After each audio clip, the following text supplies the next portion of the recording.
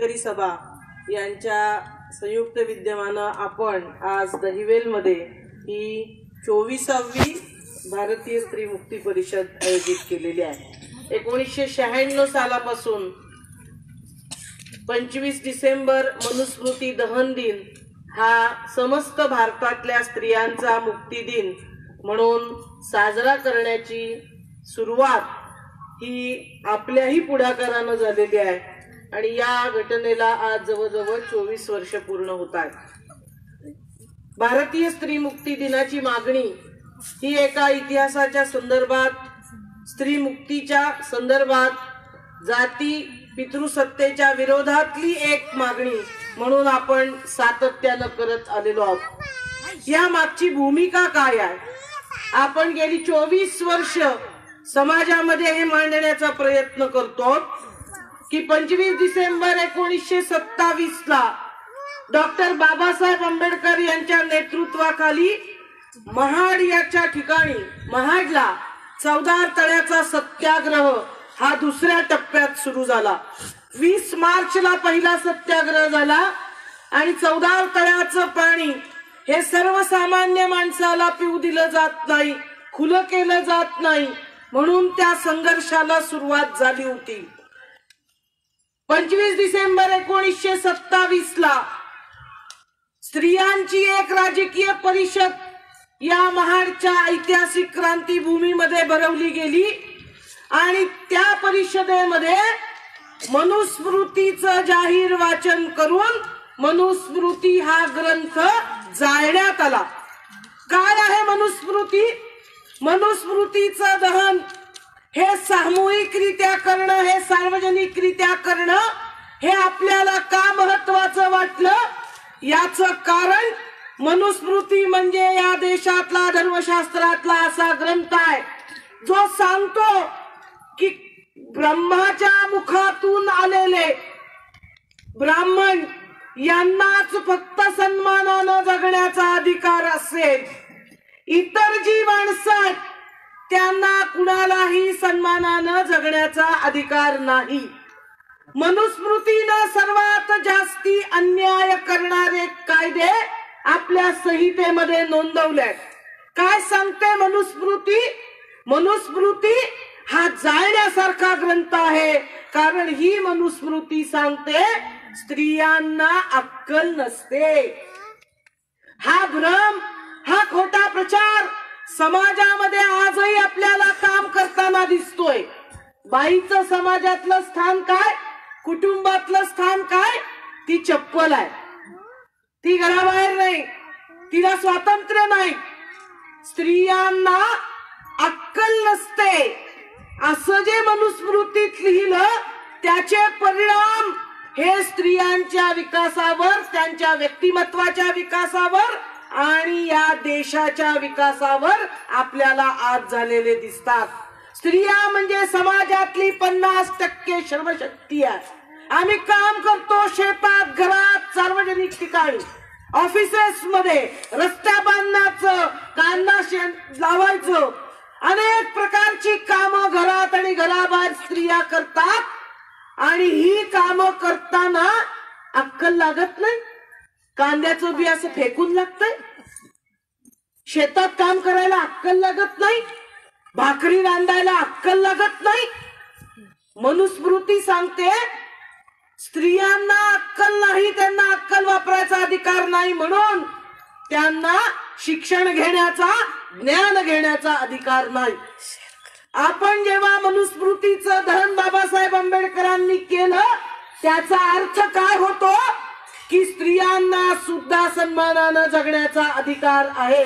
मनुस्मृतीचं दहन म्हणजे आमचा सन्मानानं जगण्याचा अधिकार आम्ही समाजाला मोठ्या आवाजात सांगतोय।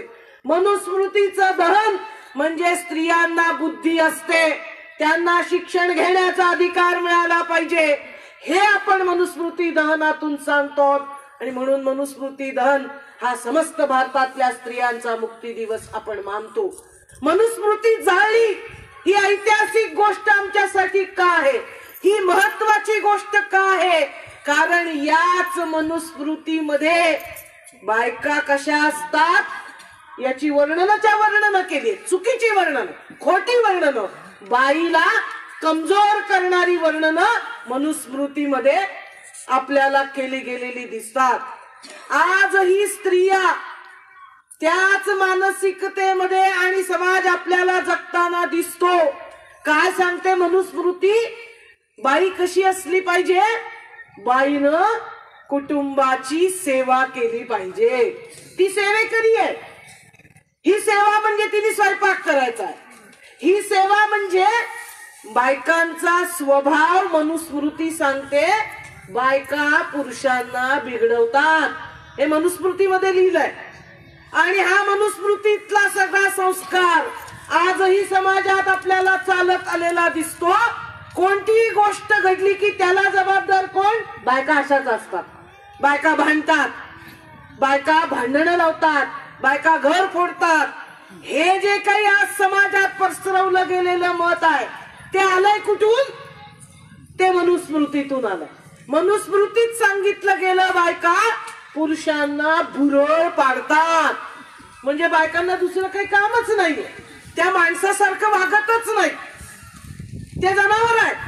दिसला पुरुष की त्याला भुरळ पाड, हे बायकांचं काम आहे मनुस्मृती सांगते. आणि म्हणून बायकांच्या चारित्र्यावर, त्यांच्या स्थानावर प्रश्नचिन्ह निर्माण करणारी मनुस्मृती ज्या दिवशी जाळली गेली तो आमचा मुक्तीचा दिवस आहे, अशी भूमिका आपण गेले 24 वर्ष समाजामध्ये मांडतोय. मनुस्मृती सांगते पती परमेश्वर, मग बायका कोण? दासी. हा विचार आपल्याला मान्य आहे का?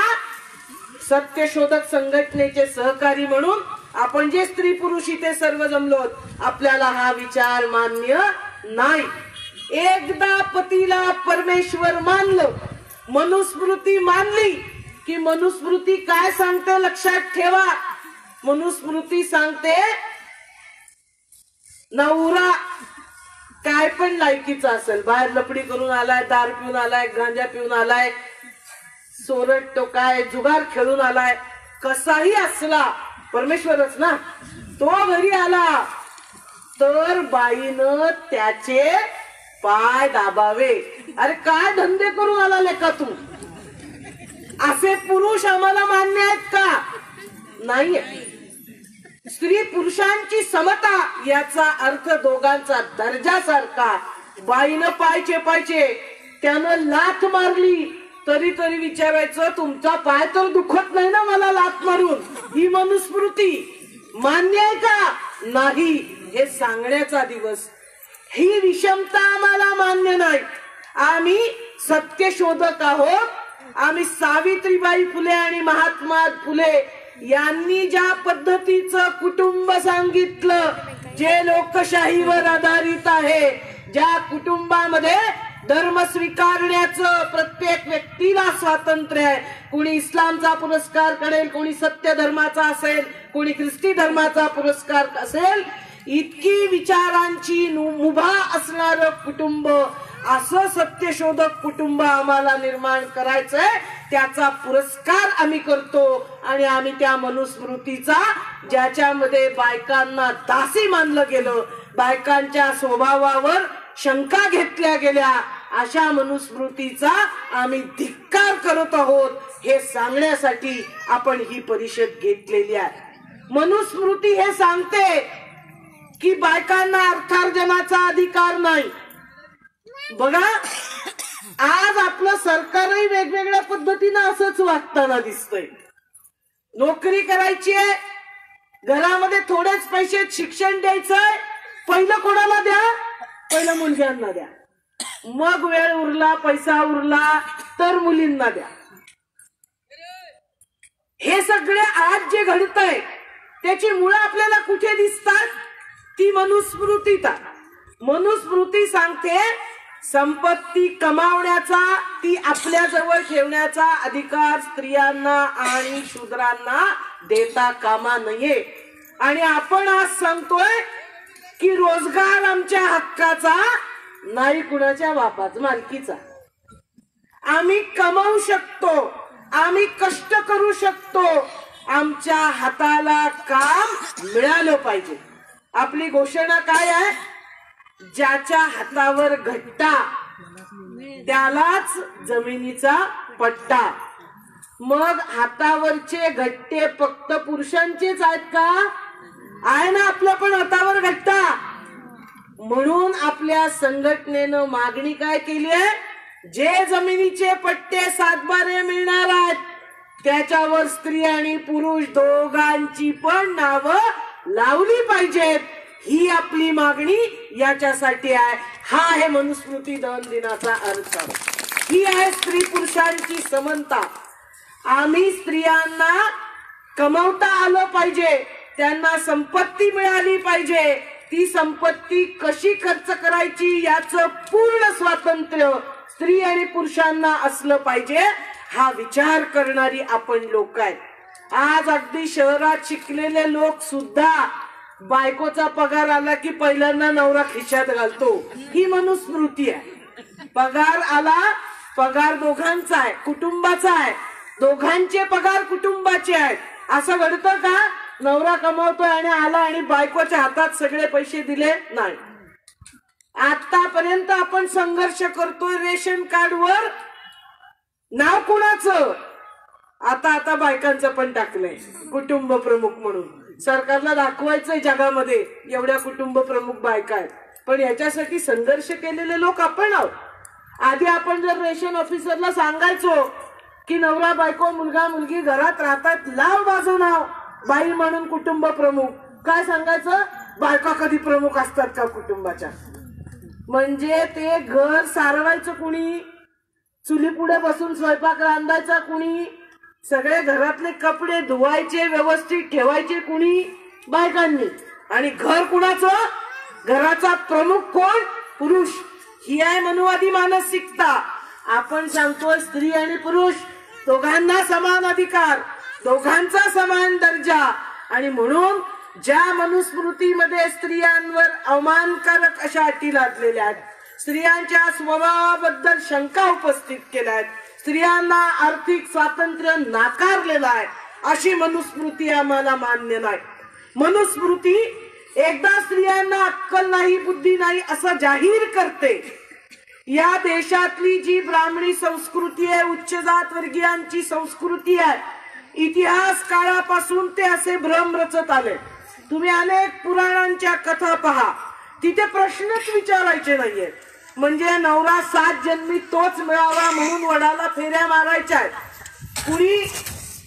बायकांनी. असं आहे का? तीच बायको 7 जन्मी मिळावी म्हणून हे वडाला नाही तर पिंपळाला फेरे मारतात आहेत का? नाहीये. ही स्त्री पुरुषांची दुय्यमता ही मनुस्मृतीमध्ये आपल्याला दिसतीये.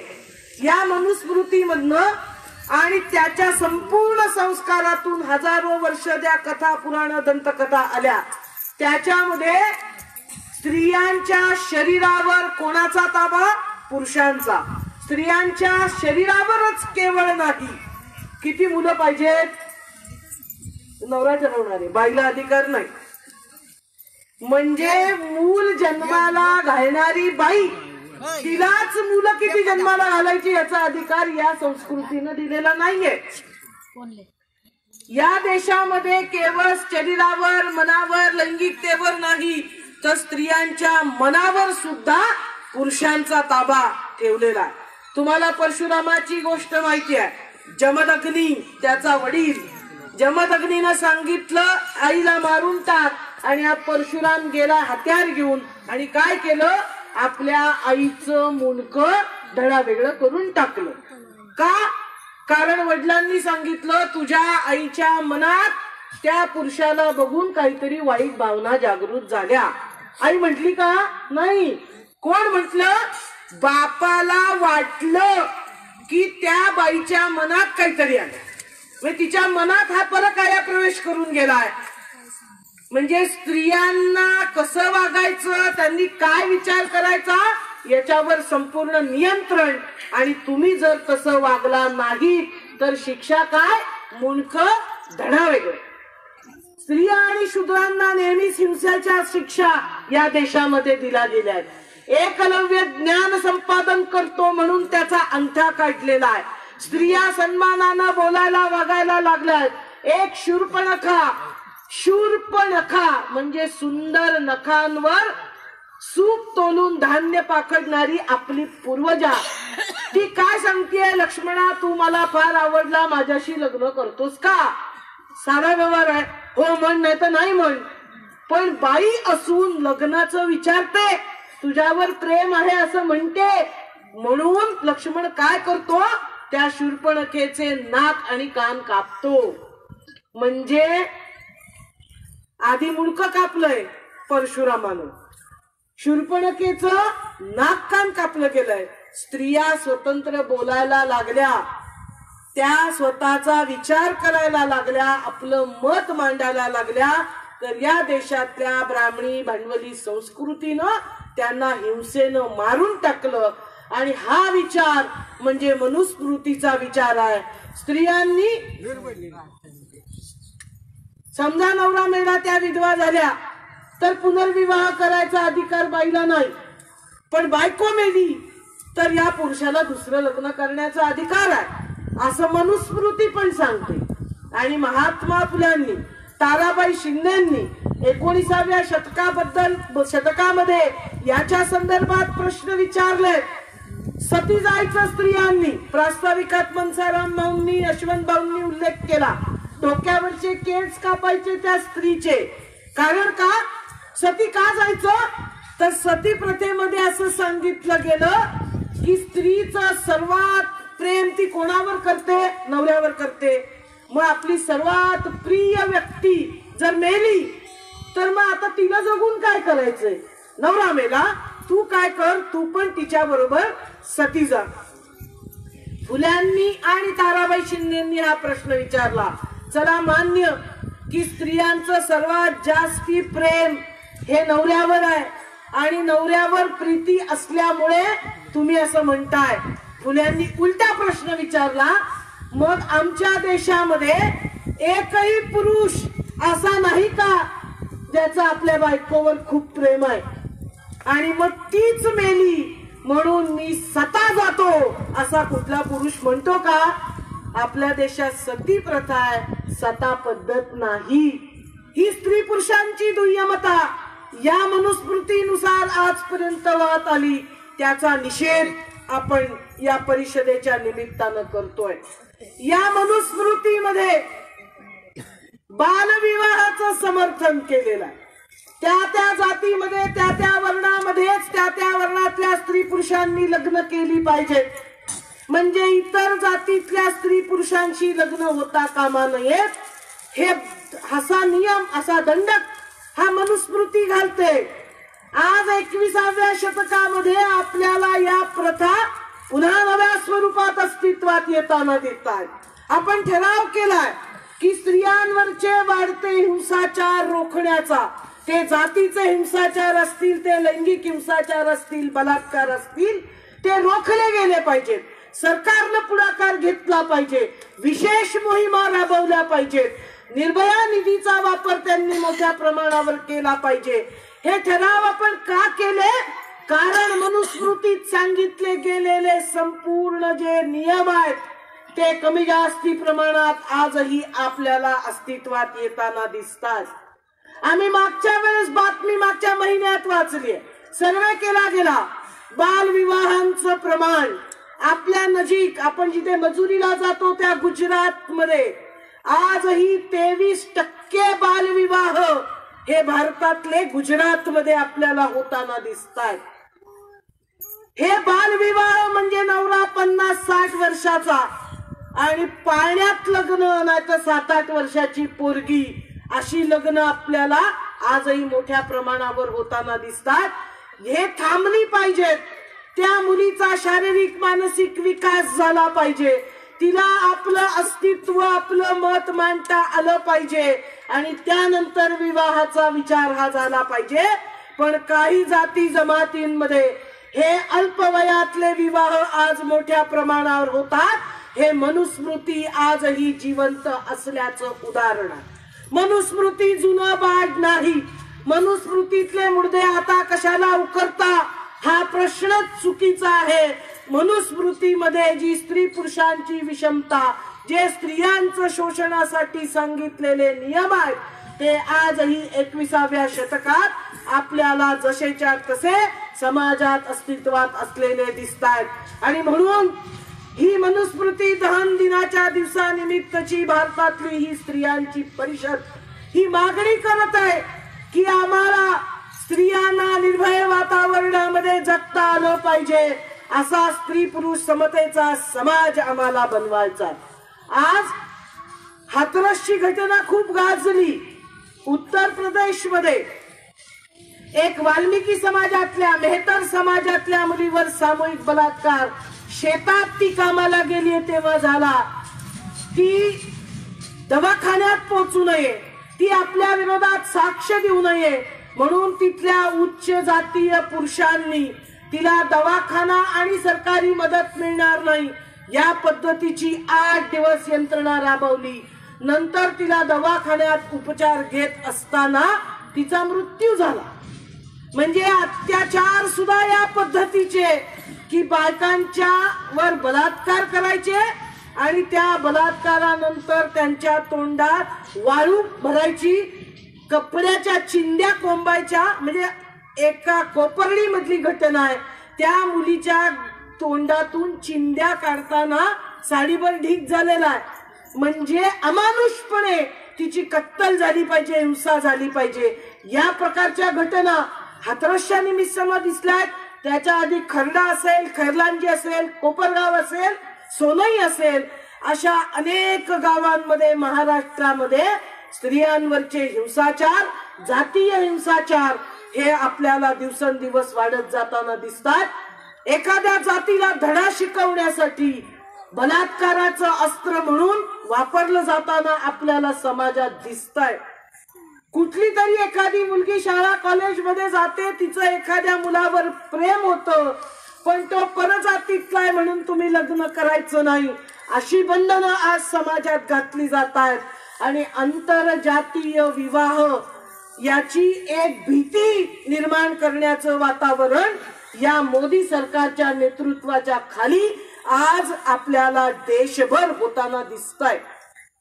आसाममध्ये यांचं सरकार आल्यानंतरच्या संपूर्ण काळात 2014 नंतर काय नियम केले? ज्यांना आंतरजातीय विवाह करायचे आहेत त्यांनी आधी पोलीस चौकीत जायचं आणि स्वतःची संपत्ती, स्वतःचं वय, स्वतःचा पत्ता हा पोलिसांकडे देऊन यायचा. म्हणजे आधीच जागा करायचंय, आम्ही आंतरजातीय विवाह करतोय, आम्हाला मारा, असंच आहे ना. कारण उत्तर प्रदेश मध्ये इंडियन एक्सप्रेस मध्ये बातमी आलेली आहे. हे एका ठिकाणी घडतं नाही, हे फक्त आसाम मध्ये घडतं असं नाही. उत्तर प्रदेश मध्ये ही सगळी मर्कटांची सेना आता कामाला लागलेली आहे. कारण की त्यांचा एक माणूस योगी आदित्यनाथ हाच आता मुख्यमंत्री आहे. जे लोक असे विवाह करतील, प्रेम विवाह असेल, आंतरजातीय विवाह असतील, आंतरधर्मीय विवाह असतील, त्यांनी तिथे लग्नासाठी नोंदणी केली. म्हणजे विवाह नोंदणी कार्यालयामध्ये बजरंग दल असतील किंवा या सर्व फॅसिस्ट संघटना आहेत त्यांचे प्रतिनिधी विशेष स्तरावर आपल्याला आज सक्रिय झालेले दिसतात. कोणी विवाह नोंदणीचा फॉर्म घेऊन गेलं की त्यांच्या मागे रेकी सुरू होते, त्यांच्या चौकशा सुरू होतात. फॉर्म कुणासाठी नेला, कशासाठी नेला, कोण कोणाशी लग्न करणार आहे. अरे भारताचं संविधान 18 वर्ष आणि 21 वर्ष पूर्ण झालेल्या स्त्री आणि पुरुषांना, मग ते कुठल्याही जाती धर्मामध्ये विवाहबद्ध होत, त्यांना पूर्ण स्वातंत्र्य भारताचं संविधान देतं. आणि असं संविधानाचं राज्य चालू असताना आज उत्तर प्रदेश आहे, मध्य प्रदेश आहे, राजस्थान आहे, अशा राज्यांमध्ये प्रेम विवाह होणार नाहीत, आंतरजातीय विवाह होणार नाहीत. त्याच्या विरोधात एक दहशतीचं वातावरण आपल्याला पसरवलं जाताना दिसतंय. हे संघ भाजपचे कार्यकर्ते ही आता विवाह केंद्रात माहिती गोळा करण्यासाठी थांबून एक दबाव आणि दहशत, तुम्ही कराल तर खबरदार, या पद्धतीचं वातावरण आज आपल्याला वाढत जाताना दिसतंय. आंतरजातीय विवाह केले म्हणून फक्त खाप पंचायतीत सक्रिय आहेत असं नाही, त्या तर सक्रिय आहेत. हाथरस मध्ये खाप पंचायतींनी मोठी भूमिका अदा केलेली आहे. ते जातीयवादाचे पुरस्कर्तेच आहेत. पण हा माहोल आता देशभर पसरवण्याचं काम सुरू झालेलं आहे. आणि म्हणून आपल्याला अशा भारतीय स्त्री मुक्ती परिषदा घेऊन अशा घटनांचा एकीकडे निषेध करायचा आहे आणि दुसरीकडे या घटना रोखण्यासाठी जातीयंताचं, स्त्री दास्यांताचं प्रबोधन गतिमान आम्ही करणार आहोत. हा निर्धार व्यक्त करण्यासाठी ही आपण आजची भारतीय स्त्री मुक्ती परिषद आयोजित केलेली आहे.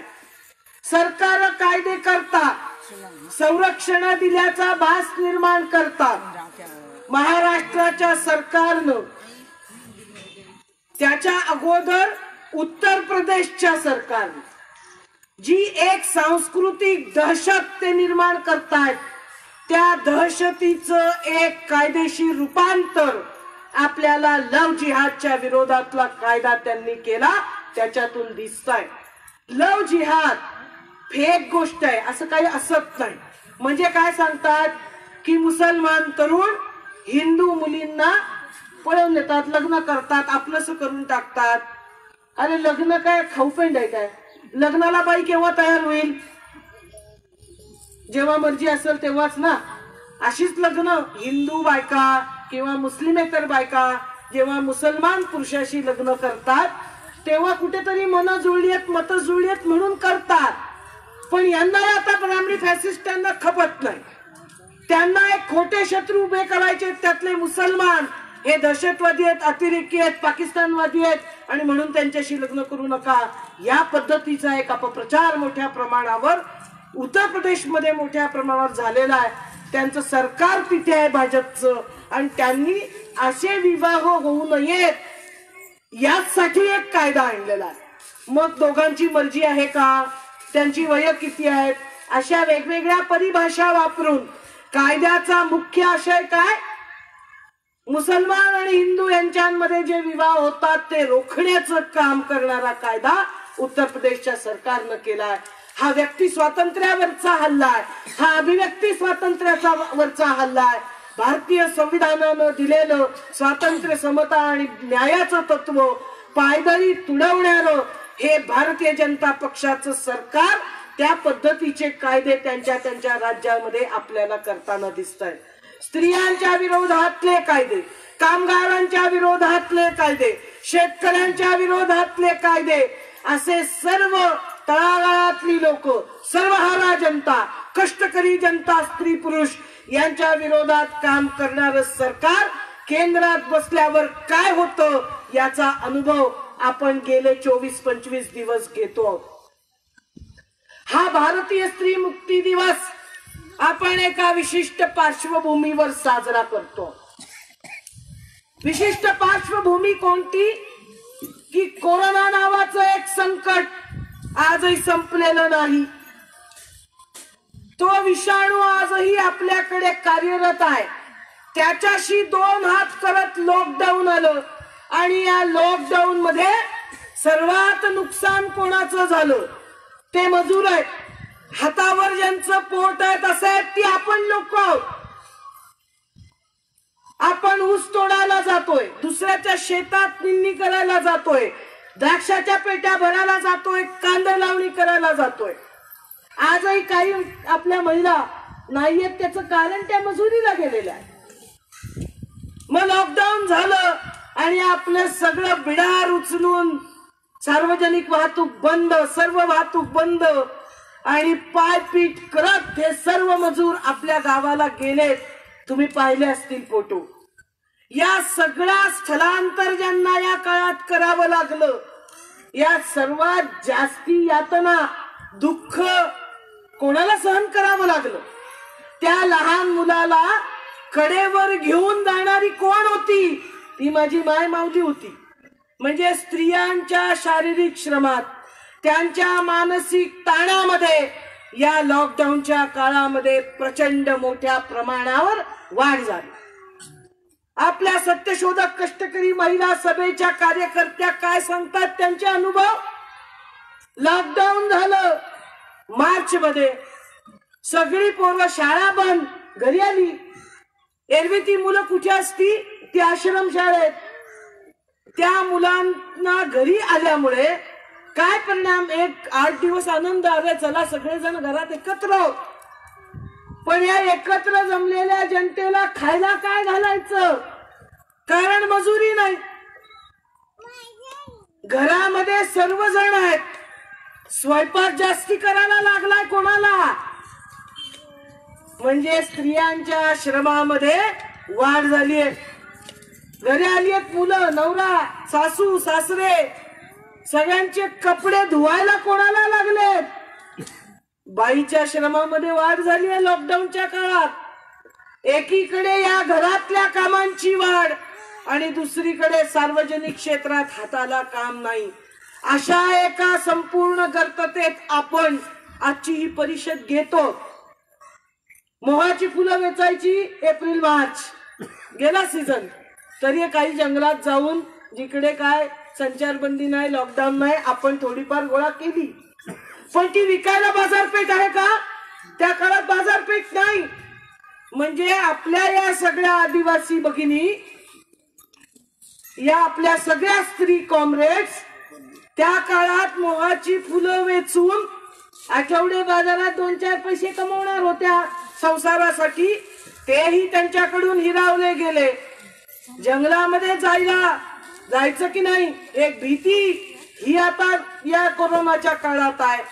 कोरोनानं आपल्या रोजगार हिरावून नेला, तो हडप केला आणि स्त्रियांच्या श्रमामध्ये दुप्पट वाढ केली. असा एक काळ आपण अनुभवतोय. आणि दुसरीकडे याच कोरोनाच्या काळात बातम्या आहेत, सरकारची जी तक्रार नोंदणी केंद्र आहेत, सर्वात जास्ती लैंगिक अत्याचार झाले बायकांवर आणि लहान मुलांवर ते कोरोनाच्या काळात. एक दिवसात 8,000 केस एका दिवसात महाराष्ट्रामध्ये दाखल झाल्यात वेबसाईटवर. हे दखल पात्र गुन्हे, जे दाखलच झाले नाहीत ते गुन्हे तर वेगळे आहेत, ते नोंदवलेच गेले नाहीयेत ते वेगळे आहेत. स्त्रियांवरचे लैंगिक अत्याचार घरात आहे, कचकच आहे, हाताला काम नाहीये. आणि अशा सगळ्या याच्यात एक स्त्रियांवर घरात अत्याचार होण्याचं, मारहाण असेल पासून बलात्कार होण्यापर्यंतचे प्रकार या 6 महिन्यामध्ये मोठ्या प्रमाणावर आपल्याला झालेले दिसत आहेत. आणि दुसरीकडे आपण आज जी परिषद घेतो त्याची दुसरी एक महत्वाची बाजू अशी आहे, जे ठराव आपण केलेत त्याच्यामध्ये शेती आणि शेतकरी महिलांविषयीचे ठराव केले. आपण पहिला ठराव आजच्या परिषदेमध्ये केलाय की या मोदी सरकारनं केलेले जे 3 कृषी कायदे आहेत ते तात्काळ रद्द झालेच पाहिजे. हा पहिला ठराव. हा पहिला ठराव काय? कारण हरियाणा, पंजाब, दिल्ली आणि देशातल्या अनेक भागातले लोक, शेतकरी हे दिल्लीमध्ये ठाण मांडून बसले. दिल्ली तुम्हाला माहितीये दात वाजतील एवढी थंडी आहे. आपल्याकडे आता थंडी गेल्या 4 दिवसापासून सुरू आहे. त्याच्यापेक्षा अधिक थंडीमध्ये शेतात राबणारे आपले सगळे हे भाऊ बंधू कॉम्रेड्स हे दिल्लीमध्ये जाऊन बसलेत आणि ते सांगतात की नरेंद्र मोदी किसान विरोधी. आपण महाराष्ट्रामध्ये मुंबईला गेलो, 2 व्हीलर रॅली काढली, आपण त्या लढ्याला पाठिंबा दिलेले लोक आहोत का? कारण हे कायदे शेतीला आणि शेतकऱ्यांना उद्ध्वस्त करणार आहे. आणि जेव्हा या देशातली शेती आणि शेतकरी उद्ध्वस्त होतात तेव्हा शहरातली माणसं सुद्धा उद्ध्वस्तच होणार आहेत. कारण त्यांना अन्न पुरवणारी यंत्रणा आपण आहोत. त्यांचे जे सुखाचे दिवस ते पाहू शकतात त्याच्यासाठी सर्व कष्ट करणारी यंत्रणा आपण आहोत. आणि जर शेतीच राहणार नाही तर काय कारखान्यामध्ये गहू पेरणार असं कुठलं यंत्र आलंय का? कांदे निघतात त्या यंत्रातून नाही ना. त्याला जमिनीतच गाडावं लागेल, जमिनीत उभं राहून काम करावं लागेल. पण असं असताना ज्या मोठे भांडवलदार आहेत त्यांना संपूर्ण ताबा द्यायचा आहे आपल्या शेत जमिनींचा, आपण शेतीत पिकवलेल्या धनधान्याचा. हे या कृषी कायद्यांमध्ये सांगितलं गेलंय म्हणून त्याचा आपण विरोध करतो. शेतीचं कंपनीकरण करा असं सांगणारे कायदे येत आहेत. आलेत म्हणजे कुठल्या पद्धतीने आलेत, कायद्यात कसा करायचा, कायदा करण्यासाठी संसद आहे, संसदेची 2 सभागृह आहेत. पहिलं वाचायचं, परत वाचायचं, परत वाचायचं कायदा, त्याच्यावर सूचना मागवायच्या, काय त्रुटी आहेत बघायचं, मग एका लोकसभेतून मग राज्यसभेत पाठवायचं, राज्यसभेत परत एकदा वाचायचं, 2दा वाचायचं, 3दा वाचायचं, सूचना मागवायच्या, दुरुस्त्या करायच्या, मग त्या राष्ट्रपतीच्या सहीसाठी जायचं. म्हणजे काय विचार करतील ना लोक, हा कायदा चांगला आहे का वाईट आहे, याच्यावर चर्चाच मोदी सरकारनं होऊ दिलेली नाही. अध्यादेश काढून टाकले आणि नंतर घाईघाईत संसदेत हे कायदे मंजूर करून घेतले. हे लोकशाही विरोधी पद्धतीनं कायदे मंजूर झालेले आहेत. जे बाधित होणारे लोक आहेत त्यांचं कुठलंही मत याच्यात लक्षात घेतलं गेलेलं नाही आहे. आणि म्हणून या प्रक्रियेला ज्या पद्धतीनं या कृषी विधेयकाचं कायद्यात रूपांतर झालं ती लोकशाहीला मारक आहे. आम्ही ती मानत नाही, आम्ही त्याचा निषेध करतोय सांगायला आपण इथे जमलो. शेतीचं कंपनीकरण करणार आहे. आता कंपनी म्हणजे काय हे आपल्याला सांगायची गरज आहे का? ती सुझलॉन माहितीये, ती मायकान माहितीये. काय करती कंपनी? काढून घेती ना जमीन, आपल्या शेतीत ठेवतात ना पाय, आणि त्या सगळ्यांना पाठिंबा कोण देतं?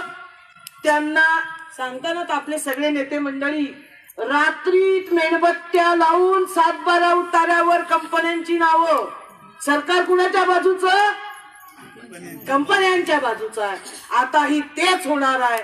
शेतीचं कंपनीकरण झालं तर आपण त्याच्यातून हद्दपार होणार आणि कंपन्यांना धान्य कोठार, धान्य विकण्याचे सगळा अदानी आणि अंबानीला मागता कोठार तयार आहेत त्यांची. त्यांना मोदींनी आधीच कानात सांगितलंय मुलाच्या लग्नाला गेल्यानंतर की ते तुम्हाला देणारे करून टाका. आणि शेतकऱ्याचा घात, म्हणून या कृषी कायद्याला आपल्याला विरोध आहे. शेतीचं कंपनीकरण म्हणजे शेकडो एकर शेती एका वेळेस करू शकतो आपण. आपला लढा काय? अरे कमीत कमी 5 एकर तर द्या. त्याच्यासाठी भांडण आहे. एकच नारा सरबरा हे आपण म्हणतोय. आणि हे कायदे असलेल्यांच्या जमिनी काढून घेतात आणि म्हणून आपल्याला संघर्ष करायचा आहे. जमिनी शेकडो एकरच्या असतील, फवाराल कशा? ते हेलिकॉप्टरनं फवारणार आहेत. हाय का आपल्याकडे हेलिकॉप्टर? मग तुम्ही शेती करायची नाही. कापणी कशी करणार? हे मोठी मोठी यंत्र आहे का तुमच्याकडे? यंत्र घ्यायला पैसे? इथं नांगर ते ट्रॅक्टर आणायचा तर 5 दिवस पैसे त्याला द्यायला आपल्याकडे आहेत का नाही आपण तपासतो. भाड्या तत्वावर आणायचं असेल तर. काय करतंय सरकार? अदानी, अंबानी, टाटा, बिर्ला यांचं उखळ पांढरं करण्याचं धोरण या शेती कायद्यांमधून पुढे आलेलं आहे. त्याचा निषेध आपण करतो. आणि हेच सांगत असताना सत्यशोधक कष्टकरी महिला सभा असं सांगतीये की या देशामध्ये शेतकरी म्हणजे फक्त पुरुष नाहीत, शेती करणाऱ्या स्त्रिया आहेत. असं नाहीये की नवऱ्यानं आत्महत्या केली म्हणून त्या बाईनं शेती केली. नवऱ्याच्या सोबत शेतात पाय रोवून शेत कसणाऱ्या स्त्रिया आहेत.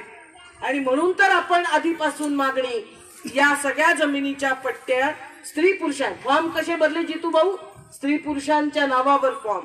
जमिनीचा पट्टा कसा मागतोय आपण? नवरा बायकोच्या नावावर मिळाला पाहिजे. आम्हाला भीती आहे एकटा पुरुषाला दिला नंतर काय केली भानगड. आपलं नाव असेल तर भानगड करता येणार. आपले लोक नाही करणार, पण जे दुसऱ्याला मिळेल तर करू शकतं ना संघटने बाहेरचे पुरुष. मग आपला त्याच्यावर हे असला पाहिजे. जमीन विकायची आहे, कसायची आहे, विकसित करायची आहे. सगळ्यामध्ये निर्णय कुणाचा? दोघां. तुला काय कळतं बस घरात, ही मनुस्मृती ती बाबासाहेबांनी जाळली, ती आपल्याला मान्य आहे आणि ते सांगायला आपण इथे जमलो. आणि हे कृषी कायदे हे मनुस्मृतीचा नवा अवतार आहे. मनुस्मृती सांगते तुम्हाला सन्मानानं जगायचं नाही. हे 3 कायदे वामनाच्या 3 पावलासारखे आपल्या डोक्यावर पाय ठेवायला आलेत, आपल्याला भस्मसात करायला आलेत. म्हणून त्याचा निषेध आपण करतोय आणि आपण पुढे जाऊन असं म्हणतोय की शेतकरी महिला ही त्या शेतकरी व्याख्येमध्ये शेतकरी महिलांचा तुम्ही समावेश केला पाहिजे. शेतीमध्ये इथे जे सगळे अवतीभोवती गावांमध्ये बाजार भरतात, फक्त पुरुष असतात का विकायला? शेतात फक्त पुरुष असतात का कष्ट करायला? नाही, मिळून करतो ना आपण. आठवडे बाजारात सुद्धा स्त्रिया या भाजीपाला घेऊन बसतात. आपलं म्हणणं आहे की त्यांना, या ज्या स्त्रिया शेतकरी आहेत त्यांना सरकारनं कर्ज दिलं पाहिजे विशेष.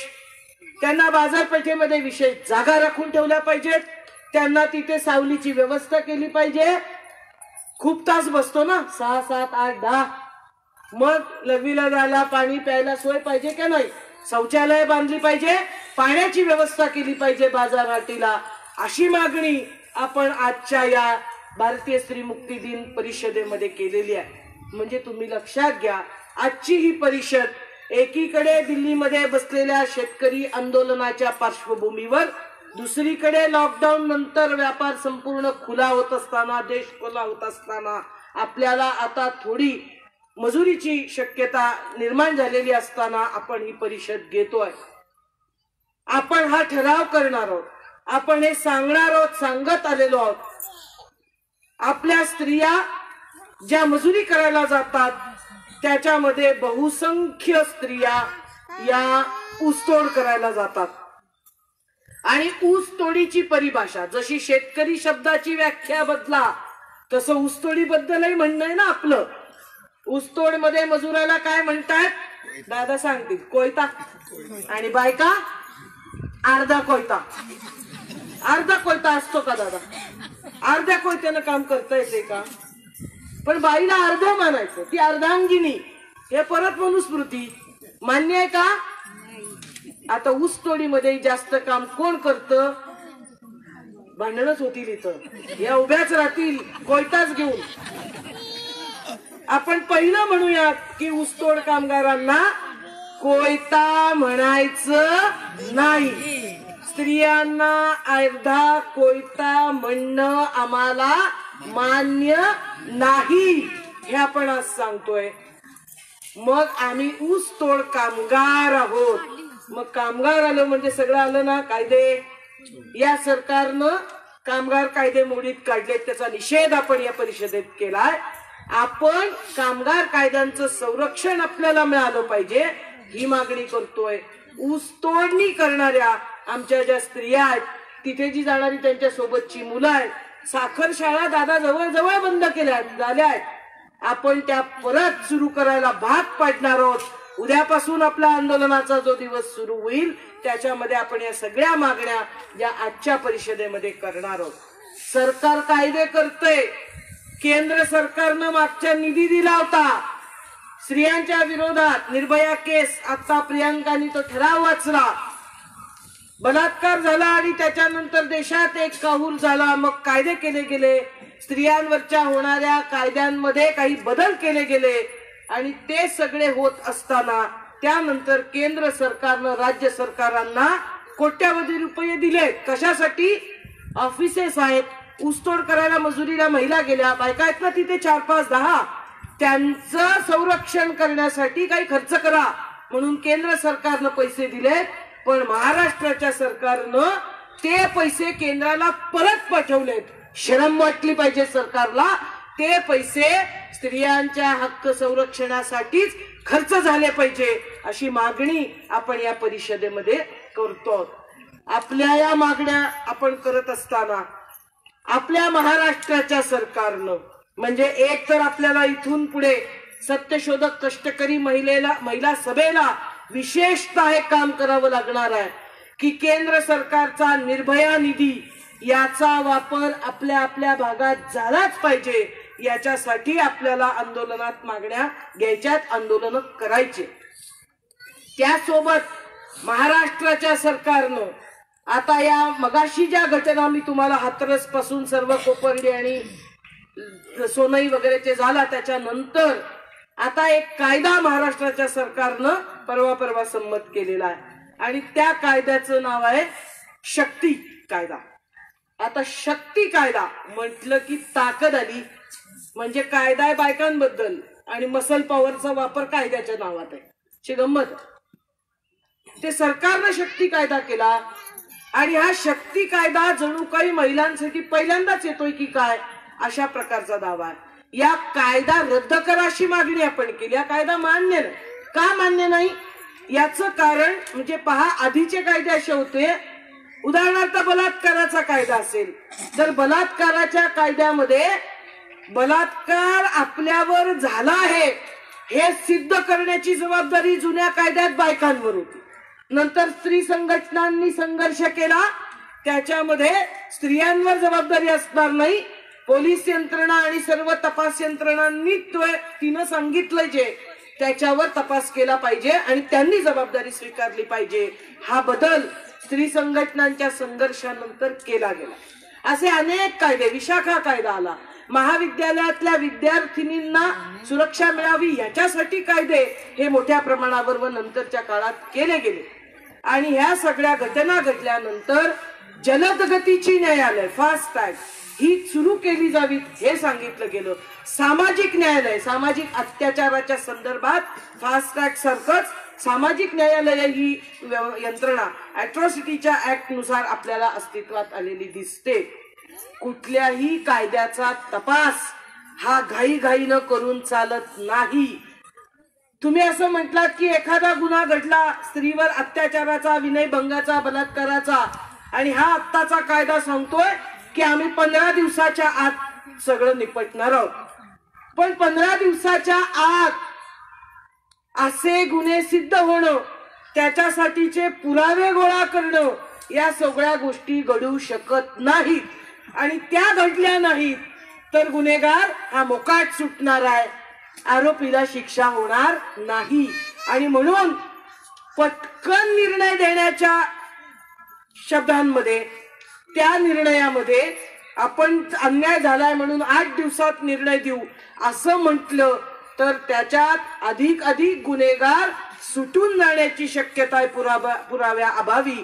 म्हणून पुरावे पूर्ण गोळा झाल्यानंतरच गुन्हा दाखल करून केस सुरू केली पाहिजे, जे शक्ती कायद्यामध्ये म्हटलेलं नाही। म्हणून तो कायदा रद्द झाला पाहिजे असं आपण म्हणतोय। या कायद्यामध्ये बायकांनी केलेली तक्रार खरी आहे की नाही याची शहानिशा जिल्हाधिकाऱ्यांनी करा। कोण टिक्कोजीराव जिल्हाधिकारी, कोणत्या बायका खोट्या तक्रारी देणार आहेत माझ्यावर बलात्कार झाल्या म्हणून? आम्ही सरकारलाच प्रश्न विचारतोय, त्यांनी सांगावं। बायका का हौसेने या पद्धतीच्या गुन्हे दाखल करतात का काय? आपली इज्जत इब्रत काय जी काय म्हटलेली असते ती आपण पणाला लावतोय, हिम्मत करतोय की हो माझ्यावर या पद्धतीचा अत्याचार झालाय। आणि हा कायदा काय म्हणतोय, खरंच ही बाई बोलते का आधी बघा मग गुन्हे दाखल करा। बायकांच्या तक्रारीवर संशय घेणार, बायका खोट्या तक्रारी करतात असं मानण्यासारखं आहे आणि म्हणून महाराष्ट्राच्या सरकारनं केलेला हा शक्ती कायदा आपल्याला मान्य नाही, कारण तो स्त्रियांवर अन्याय करणारा आहे। गुन्हेगारांना मुभा याच्यातून मिळू शकते या पद्धतीची संपूर्ण रचना त्याच्यात केलेली आहे। जरी ते कर्नाटकच्या दिशा कायद्याच्या धर्तीवर म्हणत असतील तरी तसा कायदा आपल्याकडे अस्तित्वात आलेला नाही। महाराष्ट्रात महिला संघटनांनी लढून बऱ्यापैकी गोष्टी त्याच्यामध्ये आधीच घेतलेल्या आहेत। आता त्यापासून माघार या महाराष्ट्राच्या आघाडी सरकारला घेता येणार नाही असं आपलं याच्यामध्ये म्हणणं आहे। एकंदर ही आपली आजची जी भारतीय स्त्री मुक्ती परिषद आहे ती शेतकरी स्त्रियांचा एल्गार मांडण्यासाठी, ती कष्टकरी स्त्रियांचा एल्गार मांडण्यासाठी, ब्राह्मणी पितृसत्ताक मनुस्मृतीच्या संपूर्ण विचाराला नकार देण्यासाठी इथे आपण संघटित केलेली आहे आणि तसे ठराव वाचन आपण सर्वजणांनी केलेले आहे। आपल्या या स्त्री मुक्ती परिषदेमध्ये हा स्त्री मुक्तीचा विचार व्यवहार करणारे मानणारे आपले सर्व कॉम्रेड्स पुरुष इथे आपल्या सोबत सहभागी आहेत। मी उपस्थित झालेल्या सत्यशोधक कष्टकरी महिला सभेच्या सर्व महिला कॉम्रेड्स आणि आपले सहकारी सत्यशोधक शेतकरी सभा आणि सत्यशोधक ग्रामीण कष्टकरी सभेचे सर्व कॉम्रेड्स यांना लाल सलाम करते, त्यांना जिंदाबाद करते आणि त्यांनी या संपूर्ण लढ्यात पहिल्यापासून साथ दिली याबद्दल आपल्या सत्यशोधक कष्टकरी महिला सभेच्या वतीनं इथे जमलेल्या सर्वांचं मी या निमित्तानं आभारही व्यक्त करते आणि थांबते। लाल सलाम, सत्य की जय हो।